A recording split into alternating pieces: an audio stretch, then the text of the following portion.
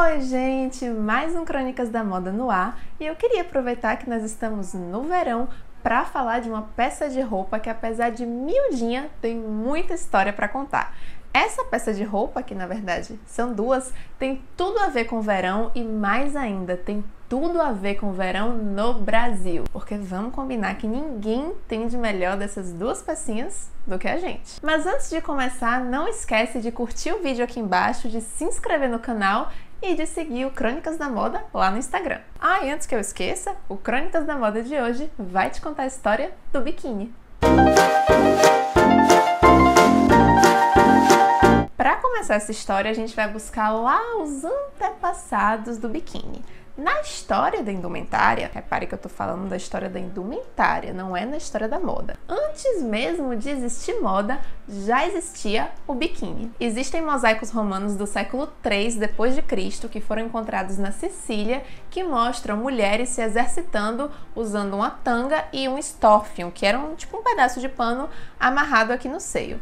Ou seja, bem parecido com o nosso biquíni atual. Ao longo dos séculos, na história da indumentária e da moda, a roupa de banho vai sofrer várias alterações e era uma roupa de verdade, não era um biquíni, era uma roupa que na maioria das vezes cobria o corpo todo.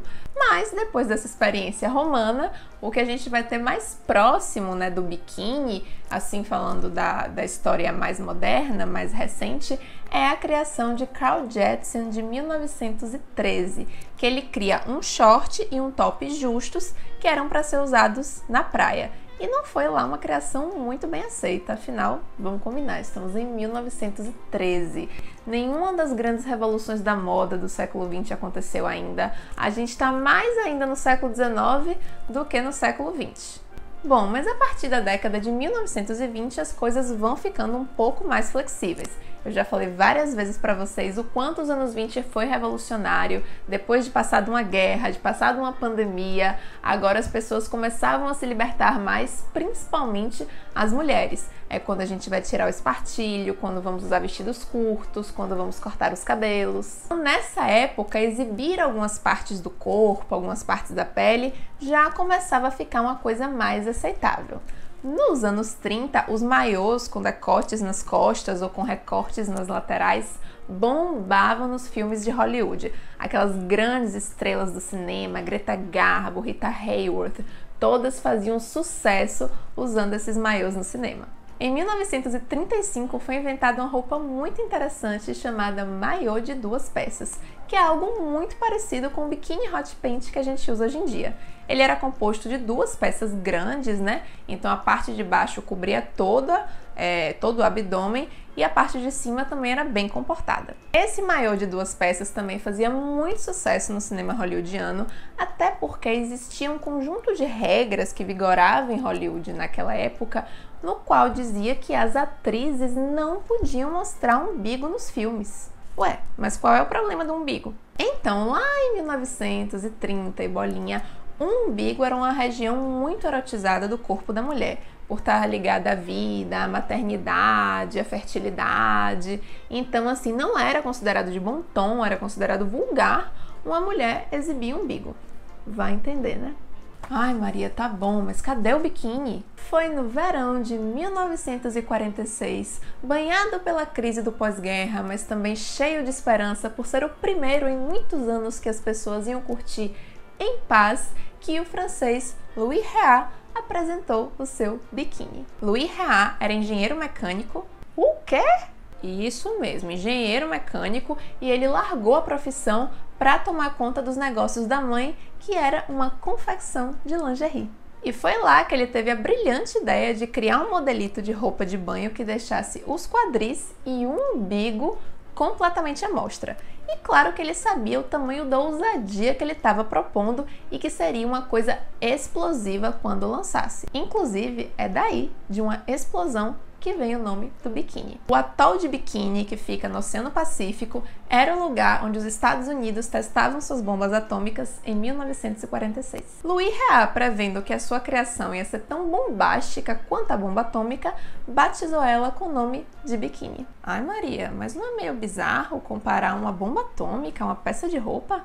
Claro que é, gente, mas infelizmente naquela época não existia politicamente correto, direitos humanos, nada disso, então a gente tem que engolir comparações como essa. Bom, o biquíni foi criado apenas um ano depois da Segunda Guerra Mundial ter acabado, então os efeitos negativos da guerra, crise econômica, racionamento, destruição, desemprego, todos ainda estavam visíveis na Europa. Inclusive, o racionamento foi a justificativa que Louis Réat usou para dizer por que sua criação tinha tão pouco tecido. Essa pequena bomba que foi o biquíni foi apresentada durante um concurso de Miss promovido pelo próprio Louis Réat à beira da piscina Molitor, que era uma piscina pública de Paris e hoje é um hotel de luxo. Agora, claro que encontrar uma modelo que aceitasse desfilar com biquíni não foi nada fácil, né? Todas se recusavam terminantemente a aparecer em público com uma peça tão miúda. Então eles tiveram que contratar a stripper Micheline Bernardini, que dançava no Cassino de Paris, para desfilar com a peça, e ela cobrou um cachezinho bem alto por isso. O biquíni de fato foi uma explosão, e uma explosão bastante escandalosa que deixou a maioria das pessoas chocada. Tanto é que a cobertura da imprensa foi super tímida na época, a divulgação foi pouquíssima e até os veículos de moda ficaram meio assim chocados com aquilo, né? A própria Vogue francesa, que tinha um caráter mais conservador, não só ignorou a criação do biquíni, como ignorou toda a moda praia até meados dos anos 50. Porém, contudo, todavia, Louis Réat não foi o único a ter a ideia de diminuir os trajes de banho. Pouco antes de ele lançar o seu biquíni, outro estilista francês, que era o Jacques M, já tinha lançado um modelo bem parecido, só que um pouco mais comportado. A grosso modo, o que ele fez foi cortar o maiô ao meio e aí diminuir mais a parte de baixo e a parte de cima, e ele batizou a sua criação de Atome, que em francês quer dizer átomo. E ele fez uma brincadeira com essa coisa de ser a menor roupa do mundo, o menor traje de banho do mundo. Mas cá pra nós, vamos combinar que biquíni é muito mais legal, né? Já imaginou? Amiga, me empresta um Atome seu pra gente ir pra praia? Olha só, amiga, eu tava querendo comprar esse Atome pro verão, o que é que você acha? Não dá, né? O fato é que a peça criada por Jacques não pegou, nem no nome, nem no modelito, que nada mais era do que a versão um pouquinho mais ousada de algo que já existia. Tá, Maria, lançaram biquíni. E aí? A moda lá nos meados do século XX não andava a esses passos largos que anda hoje.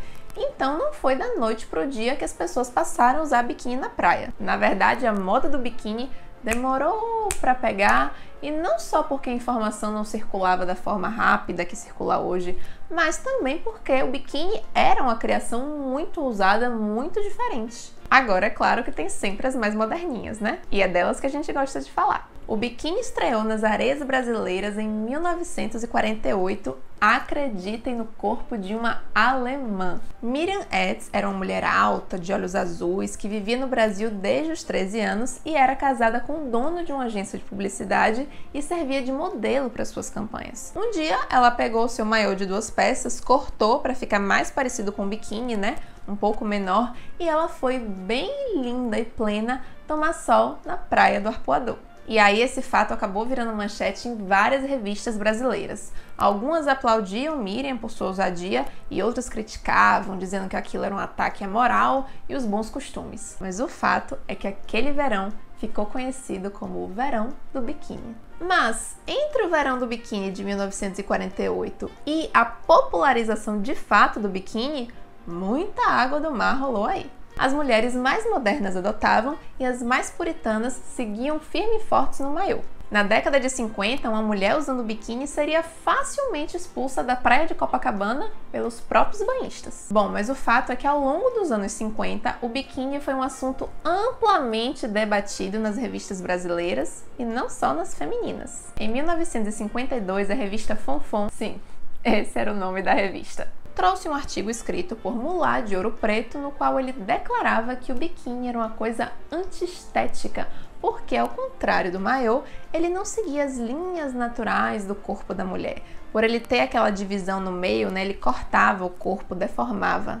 A revista Aconteceu trouxe uma enquete com as profissionais do biquíni no Brasil que nada mais eram do que as vedetes do teatro rebolado, e todas, claro, eram muito a favor da peça. Foi só em 1960 que a revista Manchete fez uma matéria com o título Maiô versus Biquíni, e ali a gente já começava a ver que o biquíni começou a se tornar uma coisa mais aceitável. Até aí beleza, mas em 1961 o nosso então presidente Jânio Quadros proibiu, isso mesmo, proibiu, o uso de biquíni nas praias, clubes e piscinas públicas de todo o Brasil, alegando que aquilo era um ataque à família, à moral e aos bons costumes. Mas isso não aconteceu só no Brasil não, tá? Em algumas praias dos Estados Unidos também era proibido entrar de biquíni, inclusive algumas mulheres iam presas por desafiarem a lei, e em Portugal o biquíni foi proibido em 61 e só foi liberado em 1970. Ainda bem que por aqui a gente não demorou tanto tempo assim para voltar a usar o nosso maravilhoso biquininho. Ao longo dos anos 50 e 60, muitas atrizes ajudaram a popularizar o biquíni. Brigitte Bardot em Cannes em 1952, Ursula Andress fez uma cena icônica em 007 contra o satânico Dr. No, onde ela sai das águas do mar de biquíni em um filme de 1962. E aqui no Brasil a gente não tem como não falar de Leila Diniz, que escandalizou em 1971 quando foi à praia de biquíni e grávida. Ué, mas biquíni em 1971 já não era uma coisa ok? Mas em uma mulher grávida? Claro que não! Quando mulheres grávidas iam à praia, elas tratavam de cobrir a barriga com uma canga, uma toalha, uma cortininha, qualquer coisa. Imagine, mostrar a barriga grávida de uma mulher na praia? Nossa, é um absurdo! Nos anos 70, o biquíni brasileiro ganhou uma versão menor ainda, que era o chamado biquíni tanga. E a musa do biquíni tanga nas praias cariocas naquela época era a modelo Rose de Primo. Nos anos 80, surgiu um dos modelos de biquínis mais clássicos e que a gente usa até hoje, que é o biquíni de lacinho e o sutiã cortininha. Mas o que bombava nas areias daquela época era o biquíni asa delta. Ai, gente, olha, eu sei que o biquíni asa delta tá aí ensaiando um retorno pra moda, vários verões, sabe? Mas pra mim não dá, eu não consigo gostar dele, eu acho um negócio assim estranho, mas é aquela história. Se você foi jovem nos anos 80, você provavelmente usou um. Se você tem pais que foram jovens nos anos 80 como eu, com certeza sua mãe tem uma foto com biquíni asa delta. A minha tem. Nos anos 90, a moda praia cresce muito, e aí começam a surgir todos os acessórios que compõem hoje o look praia, né? Canga, saída de praia, chapéu, óculos, bolsa, chinelo, o que vocês imaginarem. Enfim, o fato é que ao longo dessa história, o biquíni, que é uma invenção francesa, foi se tornando cada vez mais brasileiro, a ponto de nós nos tornarmos referência em moda praia para o mundo. Afinal, vamos combinar que não tem nada mais a cara da gente do que um biquininho. Eu espero que vocês tenham gostado da história dessa peça de roupa que pra gente hoje é tão banal, mas vamos valorizar os nossos biquínis, porque já deu pra ver que ele lutou muito, ele suou muito pra estar hoje livremente desfilando pelos nossos corpinhos. Então bote o seu biquíni e curta o seu verão em casa. Não esquece de dar seu like aqui, de se inscrever no canal e ó, seguir o Crônicas da Moda lá no Instagram. Um beijo!